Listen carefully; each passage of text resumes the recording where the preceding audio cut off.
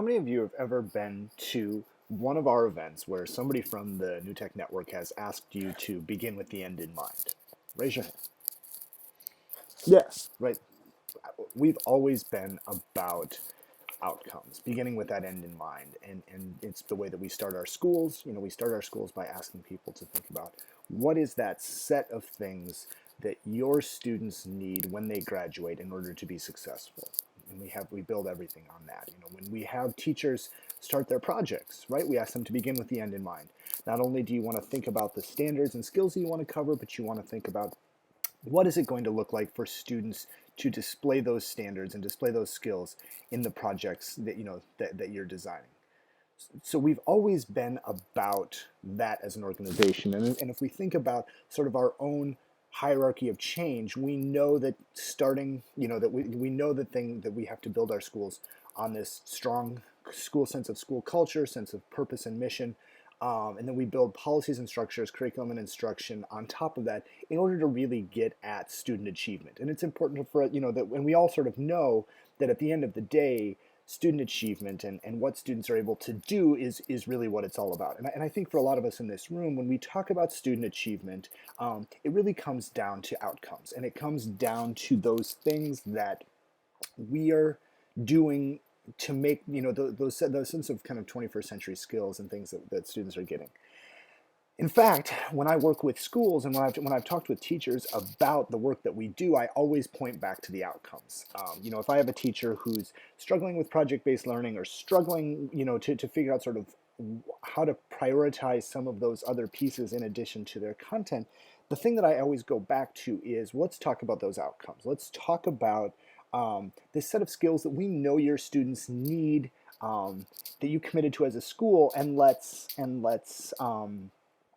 of work from there and talk about how you're going to do that in your class. And in fact, maybe my least favorite question that I get, from time to time, either from people that we're working with or from people who have some kind of questions about what we're doing is, who is New Tech really for?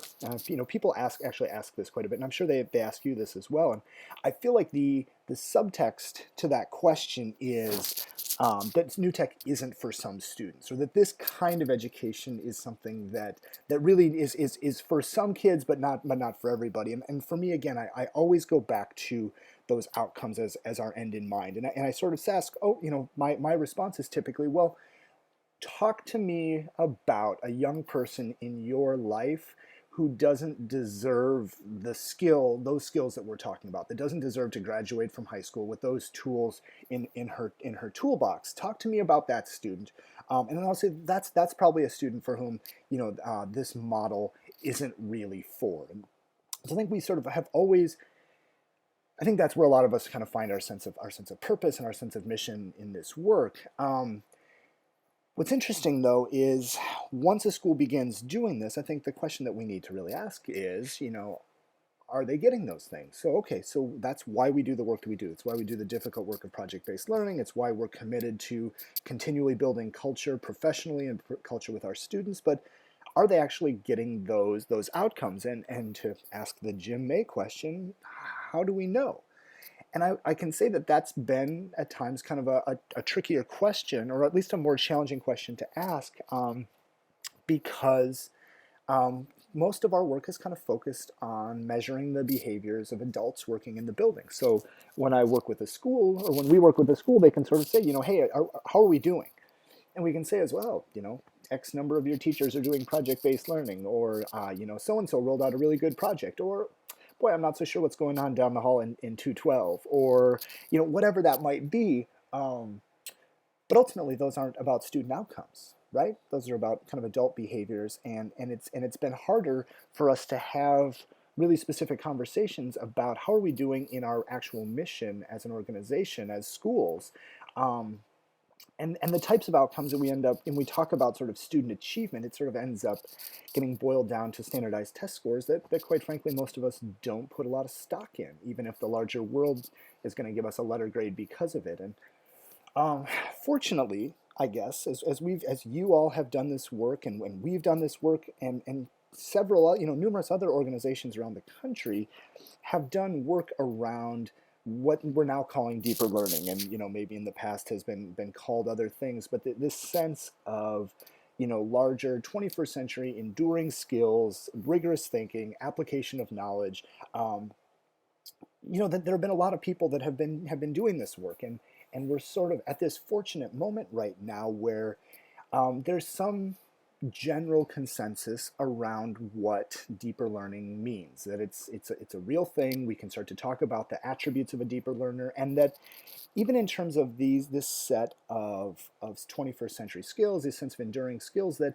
there's an awful lot that schools have in common. Even in our own network, I think there are 4 or 5 outcomes that like 80% of our schools all have, and so with this clearer sense of that end in mind beginning to take shape, I think that sort of is kind of what spurred a lot of the work that we've really done this past year, is thinking about how do we get really clear about the, the level of student work happening in our classes, and even more importantly, what can we do to continue to raise that bar. In the anchor session, sort of alluded to this organizational story about looking for evidence of deeper learning in our schools and in the work coming out of our schools, and just being finding it harder to find lots and lots of really good examples than we would hope. Not that they were entirely absent, um, and not even that they were not even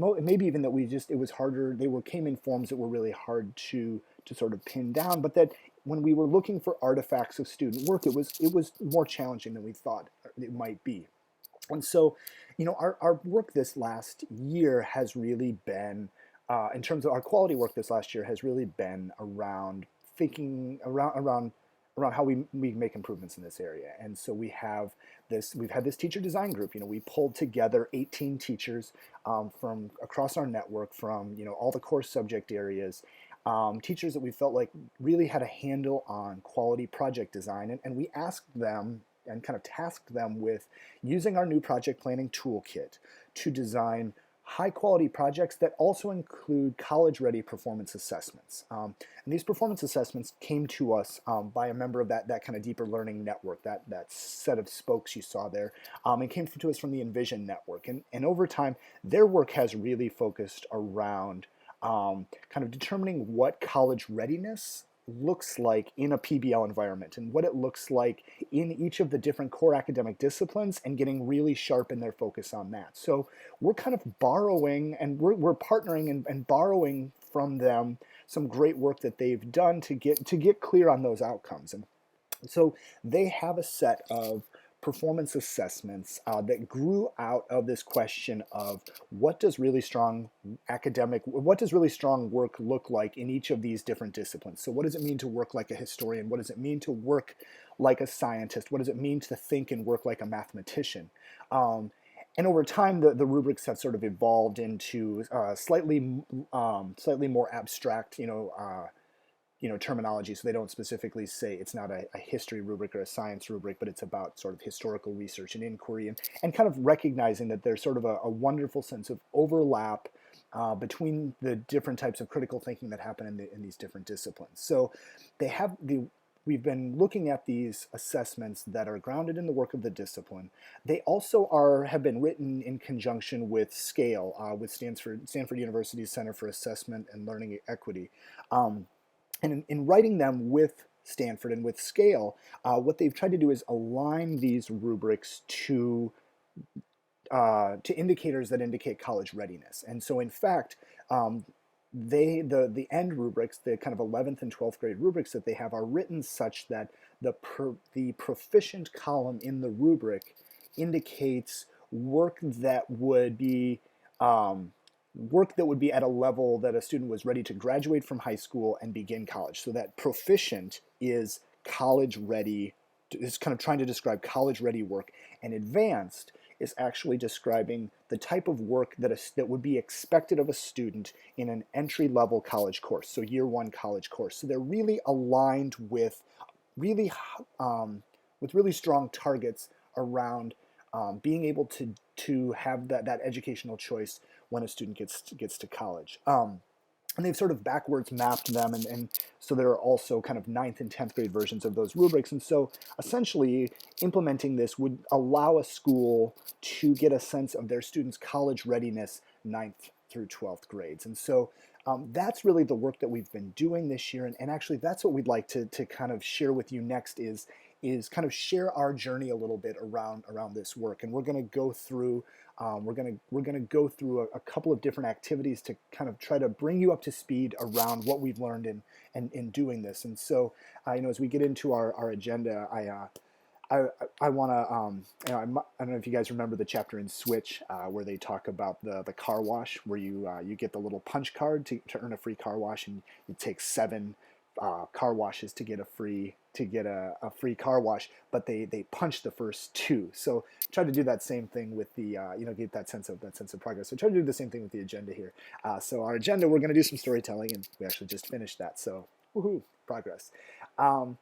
The next piece that we're going to do is kind of step into some time where we're going to try to learn together. And I think part of the larger takeaway for this piece is that we want to help think about what can it look like to lead ourselves, to kind of lead learning through inquiry. And so we're gonna do a reading from Connolly around kind of college readiness, which was really a very grounding text for us and a grounding text for our teacher designers as we took this work on. We're going to look at a project sample and a piece of student work that came out of one of those project samples, and then we're going to hear directly from the teacher designers in their own words, talking about this work and sort of how it's impacted their practice. And from there, we're really, we want you to be doing this work with us. We want to talk about the implications, talk a little bit about sort of this process, and then kind of also thinking a little bit about maybe the story that we hope to tell going forward with this. These are, as we think about our own end in mind, I think our goals for this session, just so we all go into this really clearly, is that we think a little bit about this set of strategies in using inquiry as a basis for leading change. Hope you walk away with at least a basic understanding of what these performance assessments are, and as always, we're really interested in your thoughts on kind of our network-wide goals and where we see this work headed.